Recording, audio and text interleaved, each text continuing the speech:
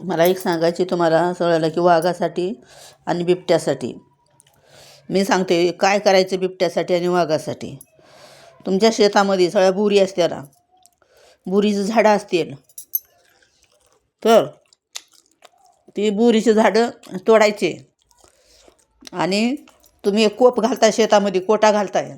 त्या कोट्याच्या भोवती सगळे बोराची काट्या लावा, त्याला काट्या लावा बुरीच्या. कारण किती जरी वाघानं तुमच्यावर चाल केली तर चाल होऊ शकत नाही तुमच्यावर. तर सगळे वाघाचे बांधणं टाकायच्या तुमच्या धुऱ्यावर, बांधावर, बंदुऱ्यावर, ज्या ठिकाणी तुम्ही काटे टाका बुरीच्या. बुरीमुळे वाघ चाल करीत नाही.